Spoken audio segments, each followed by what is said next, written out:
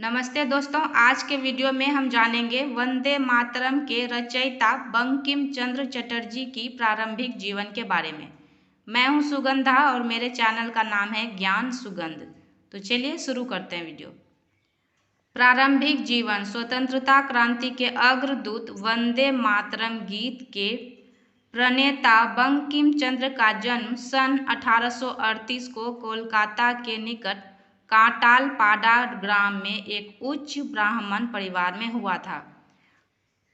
उनके पिता श्री यादव चंद्र चट्टोपाध्याय बंगाल के मेदिनीपुर जिले के डिप्टी कलेक्टर थे, अतः बंकिम की प्रारंभिक शिक्षा वहीं पर हुई।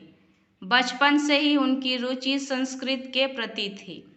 अंग्रेजी के प्रति उनकी रुचि तब समाप्त हो गई जब उनके अंग्रेजी अध्यापक ने उन्हें बुरी तरह डांटा था। पढ़ाई से अधिक खेल कूद में उनकी विशेष रुचि थी। वे एक मेधावी व मेहनती छात्र थे। 1858 में कॉलेज की परीक्षा पूर्ण कर ली। बीए की परीक्षा में वे प्रथम श्रेणी में उत्तीर्ण हुए। पिता की आज्ञा का पालन करते हुए उन्होंने 1858 में ही डिप्टी मजिस्ट्रेट का पदभार संभाला। सरकारी नौकरी में रहते हुए उन्होंने 1857 को गदर देखा, जिसमें शासन प्रणाली में आकस्मिक परिवर्तन हुआ। शासन भार ईस्ट इंडिया कंपनी के हाथों में न रहकर महारानी विक्टोरिया के हाथों में आ गया था। सरकारी नौकरी में होने के कारण वे किसी सार्वजनिक आंदोलन में प्रत्यक्ष भाग नहीं ले सकते थे, अतः उन्होंने साहित्य के माध्यम से स्वतंत्रता आंदोलन के लिए जागृति का संकल्प लिया। महान साहित्यकार बंकिम चंद्र उस समय बांग्ला भाषा को प्राण प्रतिष्ठा दिलाने वाले बंकिम ही थे। बंकिम ने मासिक पत्रिका बंग दर्शन का संपादन किया।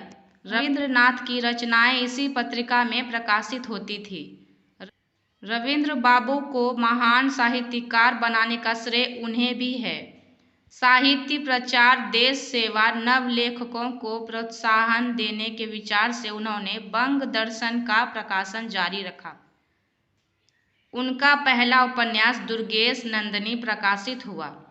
संस्कृत भाषा में प्रकाशित इस उपन्यास में अकबर युगीन सामाजिक राजनीतिक परिस्थितियों का सजीव चित्रण है।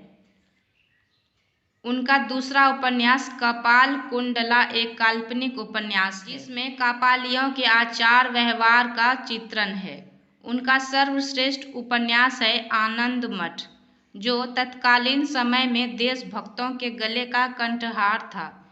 इसमें देशभक्ति का ऐसा आदर्श था जिससे प्रेरित होकर लाखों करोड़ों नवयुवक देशभक्ति की राह पर निकल पड़े। इस उपन्यास की आड़ में भारतीय स्वतंत्रता के युद्ध का शंखनाद भी किया गया। आनंद मठ के सन्यासी पात्र के माध्यम से वंदे मातरम का जयघोष किया गया। वंदे मातरम शीर्षक से लिखे इस गीत ने न केवल राष्ट्रीय गीत का गौरव हासिल किया, अपितु भारतीय वासियों की आज़ादी का पर्याय बन गया। अंग्रेजों के कब्जे से बचाने के लिए बंकिम चंद्र ने इसकी कथा को प्रतीकात्मक रूप में चित्रित किया। इसके पश्चात मृणालिनी, विषवृक्ष, चंद्रशेखर, इंदिरा, राजसिंह आदि कई उपन्यास उन्होंने लिखे। बंकिम चंद्र की रचनाओं में जितने भी पात्र आए हैं, चाहे वे स्त्री हो या फिर पुरुष, उनका चरित्र उच्च, पवित्र और अनुकरणीय दिखलाया गया है। बंगाल की स्त्रियों को वीरता के भाव से ओतप्रोत बताकर स्वतंत्रता आंदोलन में योगदान देने हेतु संकल्पित करने का कार्य सर्वप्रथम बंकिम ने ही किया। अपनी एक महत्वपूर्ण रचना कृष्ण चरित्र में उन्होंने धर्म तत्व का उच्चतम आदर्श कृष्ण के माध्यम से प्रस्तुत किया। आशा करती हूँ कि यह जानकारी आपको अच्छी लगी होगी। धन्यवाद।